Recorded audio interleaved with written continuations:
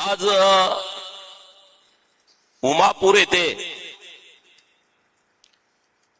हिंदू सभेला मार्गदर्शन करण्यासाठी उपस्थित हिंदू धर्म रक्षक अत्यंत प्रखरपणे आपली भूमिका मांडणारे माननीय संग्राम भैया जगताप व्यासपीठावरती उपस्थित आता एकदम ताकदीनं हिंदू धर्माच्या कामासाठी उतरलेले आहेत माननीय धवलदादा मोहिते व्यासपीठावरती उपस्थित आपल्या सर्वांचे आदरणीय ज्यांनी आता आपल्याला मार्गदर्शन केलं ते माननीय महंत हबप श्री दत्तागिरी महाराज श्री क्षेत्र गोरक्षनाथ संस्थान कुंभे जळगाव व्यासपीठावरती उपस्थित माननीय अंबादासजी अंबोरे माननीय योगेश दादासाहेब उपस्थित आहेत श्रीकांतजी सानप आहेत आणि तुम्ही सगळेजण हिंदू धर्मावरती जेव्हा कोणी वाकड्या नजरेनं बघतं तेव्हा निरोप सांगायची गरज पडत नाही निमंत्रण द्यायची गरज पडत नाही असे हजारोच्या संख्येनं उपस्थित असलेल्या माझ्या हिंदू भावांनो आणि बहिणींनो आम्ही आता ब्रह्मगाव मध्ये जाऊन आलो आणि ब्रह्मगाव मध्ये ईदच्या दिवशी एक पवित्र असं हनुमानांचं मंदिर आहे आणि ईद दिवशी हनुमानाच्या मूर्तीची विटंबना झाली म्हणजे काय केलं गोमांस हे हनुमानाच्या मूर्तीवरती पूर्ण म्हणजे जसा हार घालतो तशा पद्धतीनं गोमांस चिटकवलं गेलं आता ही बाब तळपायाची आग मस्तकात जाणारी आहे की नाही जाणारी सांगा सगळ्यांना तोंड आहेत ना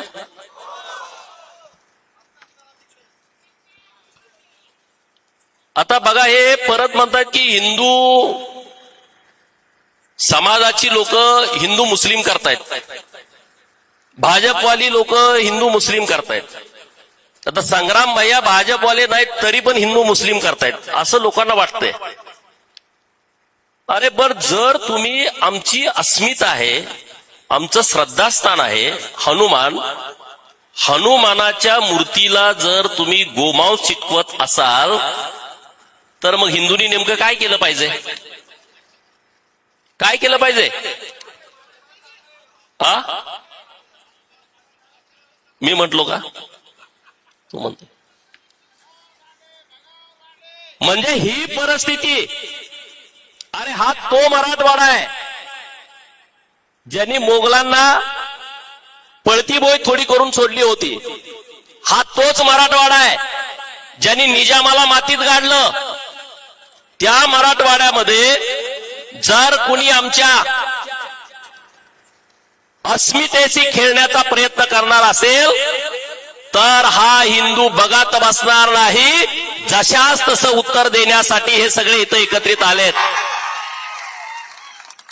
आणि म्हणून महाराजांच्या शुभ हस्ते आज ब्रह्मगाव मध्ये हनुमानाच्या मंदिराच्या शेजारी त्याच जागेमध्ये गोमातेचं पवित्र मंदिर उभा करण्याचा संकल्प केलेला आहे आणि तसं भूमिपूजन केलेलं आहे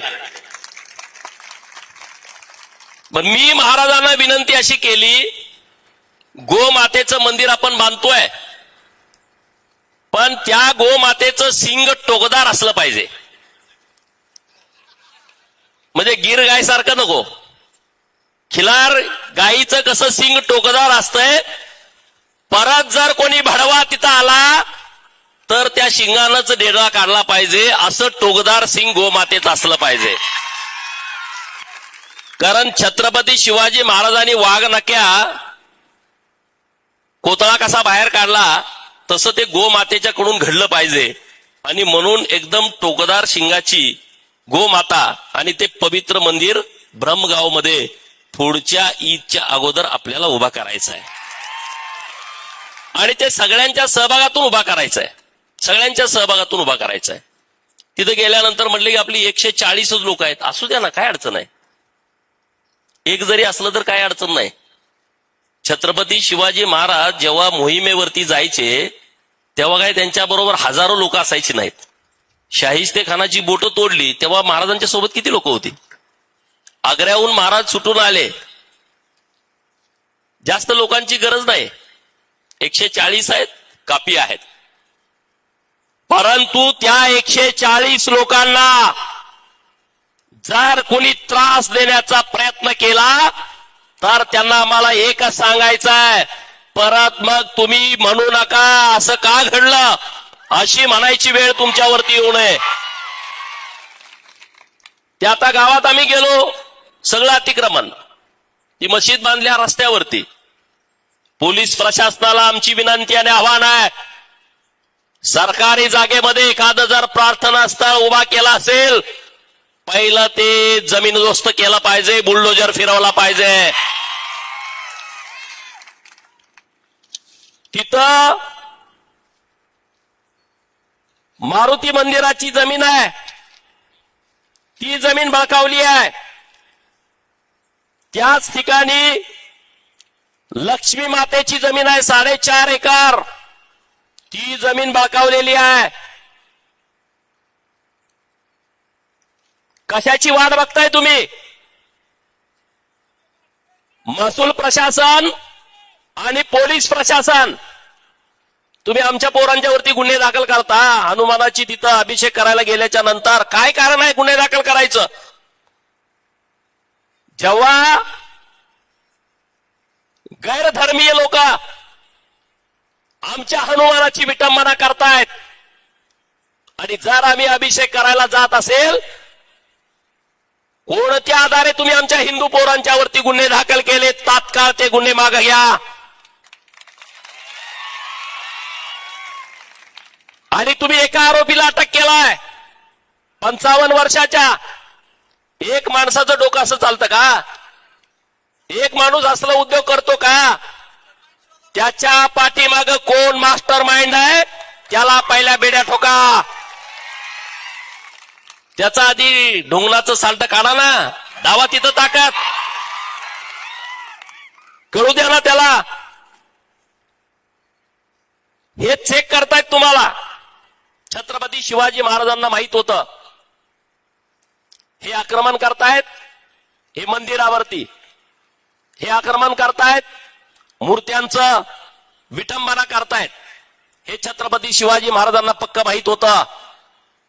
आणि म्हणून छत्रपती शिवाजी महाराज होते तोपर्यंत औरंगजेबाचं इकडं येण्याचं धाडस झालं नाही. कारण त्याला माहित आहे की आपलं काही खरं नाही. आज तीच परिस्थिती आहे. छत्रपती शिवाजी महाराजांच्या मूर्तीची मोडतोड केली. संग्राम भैयाने आम्ही गेलो होतो यवतला, पुणे जिल्ह्यामध्ये. लोक म्हणली गोपीचंद आणि संग्राम भैया आले, दंगत पेटली. अरे महाराजांच्या मूर्तीची तोडफोड महाराष्ट्रामध्ये होते. अन्नपूर्णा मातेचं मंदिर मुळशीला, तो चांद शेख नावाचा पोरगा, त्यानं अश्लील कृत्य केलं मूर्तीसोबत. त्याचा व्हिडिओ बाहेर आला, सीसीटीव्ही फुटेज बाहेर आलं. नंदी महाराजांची शिंग कापायची, नंदी महाराजांचं कान कापायचं, नंदी महाराजांचं नाक कापायचं. हे का होत आहे?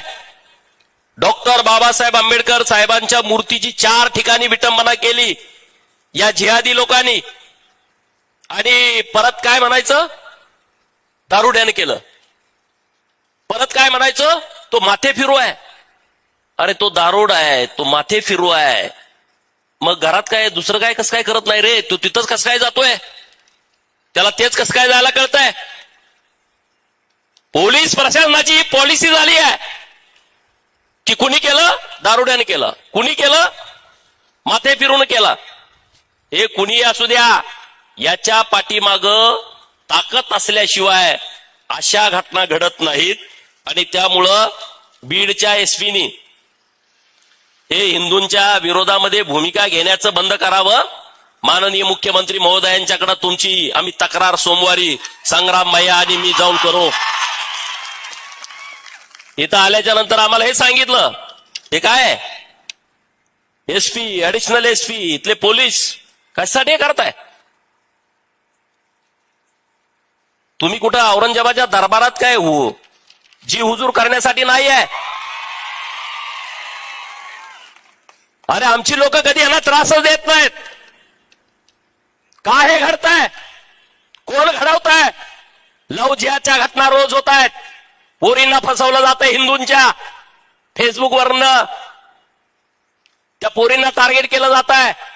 इन्स्टावरनं नावं बदलायची, हिंदूंची नावं लावायची, हिंदू देवदेवळांचे फोटो इन्स्टाला आयडीला लावायचे, पोरींना एकदा जाळ्यामध्ये घ्यायचं, अन्याय अत्याचार करायचा, व्हिडिओ तयार करायचे, ते व्हिडिओ दुसऱ्या पोरांना द्यायचे, त्याला परत व्हिडिओ करायचा, भीती घालायची, आईला दाखवतो, वडिलांना दाखवतो, तिसऱ्याला द्यायचा. काय प्रकार आहे?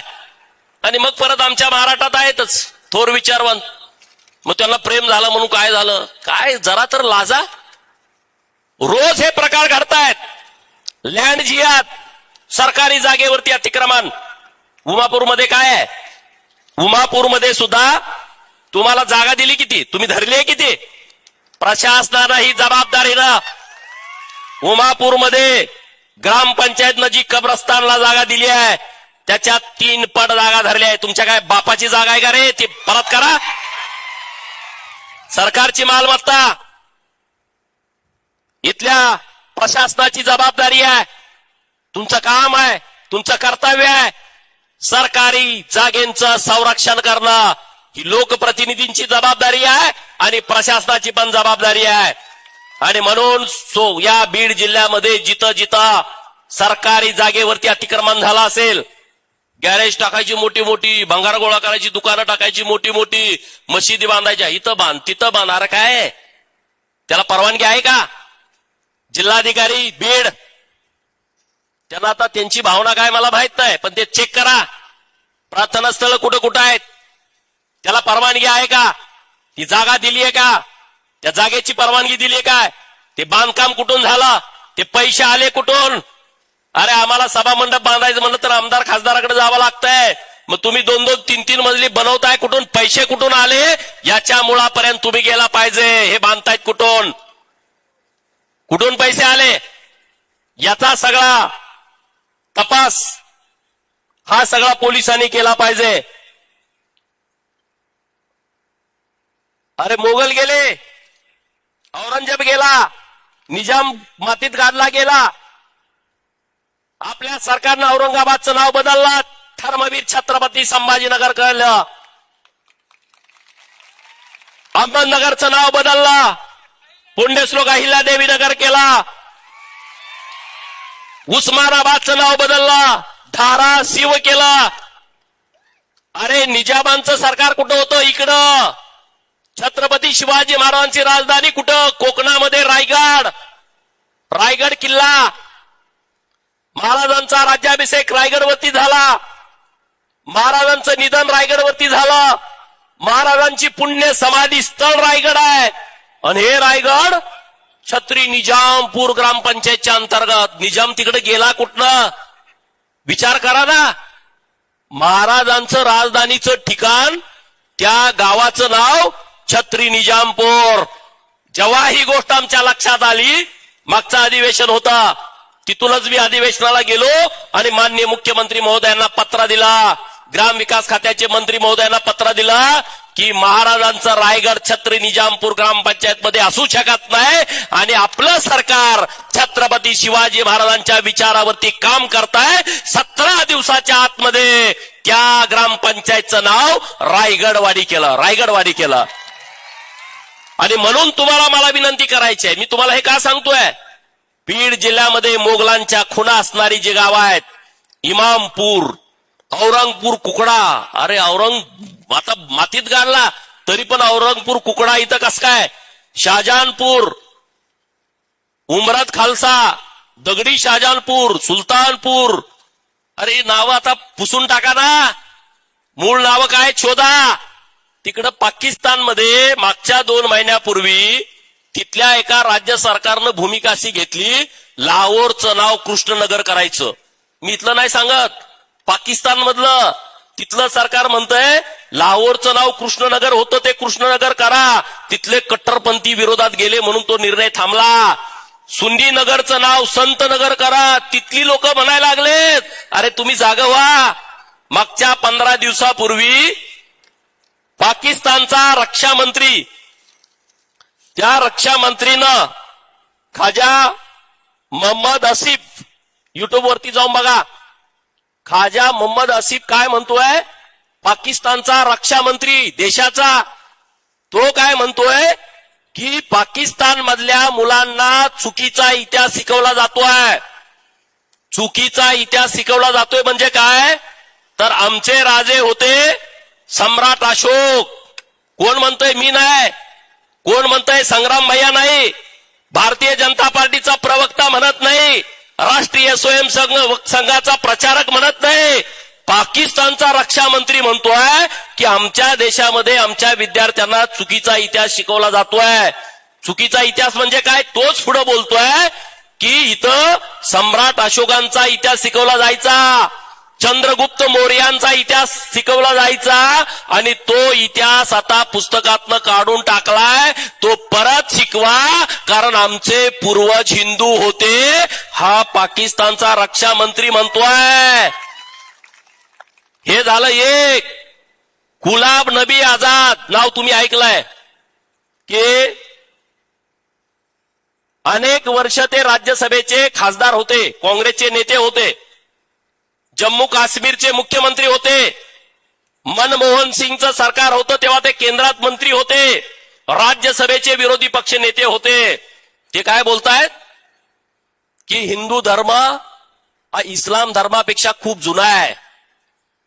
काश्मीरमध्ये इतके मुस्लिम नव्हते, हे सगळे पंडित होते, त्यांना मुसलमान केलंय, म्हणजे आमचे पूर्वज सगळे हिंदू होते. हे कोण म्हणतंय, गुलाब नबी आझाद.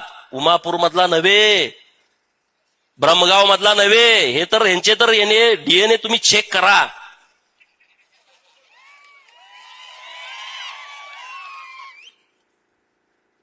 ही वस्तुस्थिती आहे, हे काही खोटं नाही.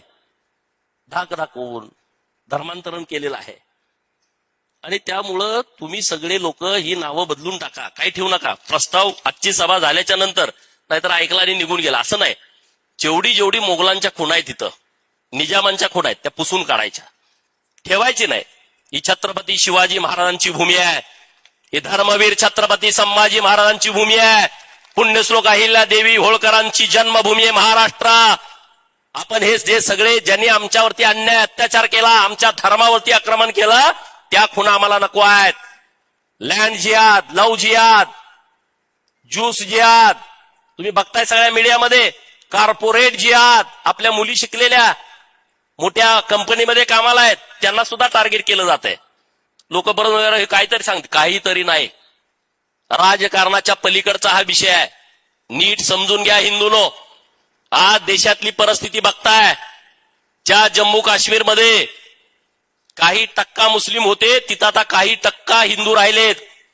पूर्व भारतातली परिस्थिती बघा, मणिपूर सारखं तिथं वाद सुरू आहेत. का? लोकांचं धर्मांतरण मोठ्या प्रमाणात झालं. मेघालय, मणिपूर, अरुणाचल प्रदेश, सिक्कीम, ही सगळी राज्य बघा बऱ्यापैकी कन्वर्ट झाले. केरळातली परिस्थिती बघा, तामिळनाडूतली परिस्थिती बघा, पश्चिम बंगालमध्ये आता सरकार आपल्या जेव्हा आलं, सगळ्या रेल्वे भरून चालल्या गेले कुठं?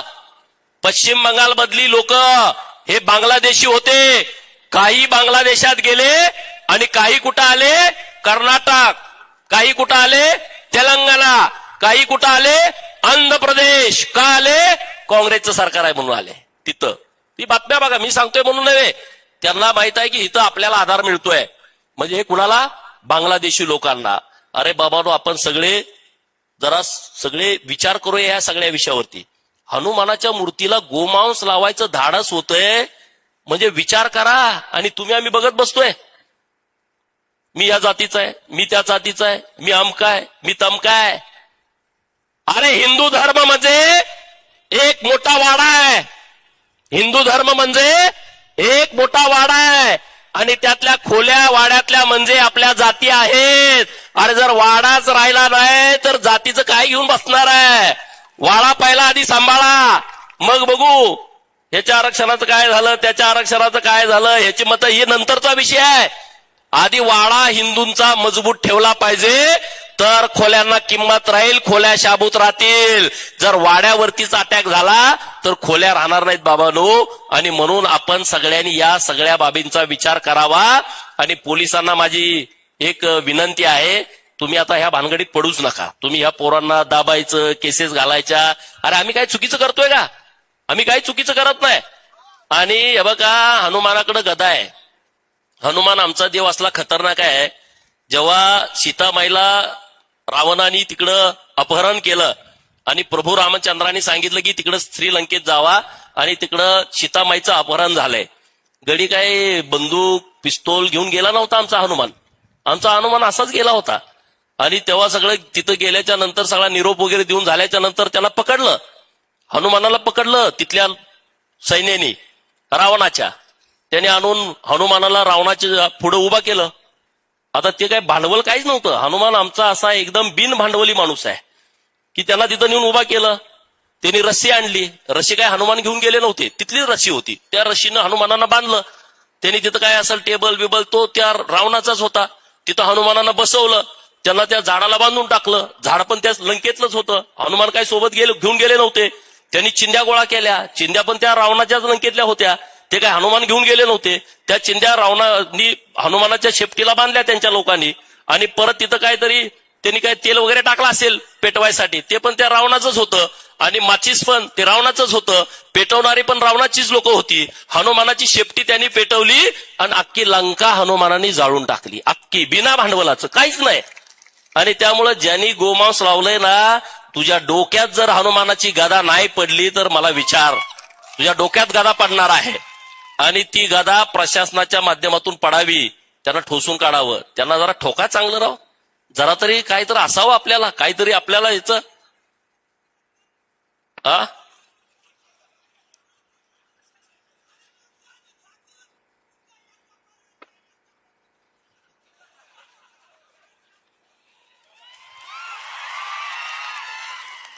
त्यामुळं आपण सगळेजण एकत्रित येऊया, संघटित होऊया, एक ताकदीनं, एकजुटीनं या सगळ्या विषयामध्ये आपल्याला पुढे जायचंय. पुढच्या वर्षी गोमातेच्या मंदिराच्या उद्घाटनाला महाराजांच्या आशीर्वादाने आम्ही येणार आहोत आणि महाराज सांगतील ती जबाबदारी आम्ही पार पाडणार आहोत. तुम्ही आम्हाला सांगायचं ही जबाबदारी पार पाडा, ती जबाबदारी आपण पार पाडू. हे आज एका ब्रह्मगावात झालं, परंतु हे सगळ्या गावामध्ये करायचं प्लॅनिंग सुरू आहे. आणि ते जर प्लॅनिंग उद्ध्वस्त करायचं असेल तर हिंदूंनी एकत्रित आलं पाहिजे, एक संघ झाला पाहिजे आणि ताकदीनं सगळ्यांनी पुढे गेलं पाहिजे. एवढंच या निमित्तानं बोलतो आणि थांबतो. जय हिंद, जय महाराष्ट्र, जय श्रीराम.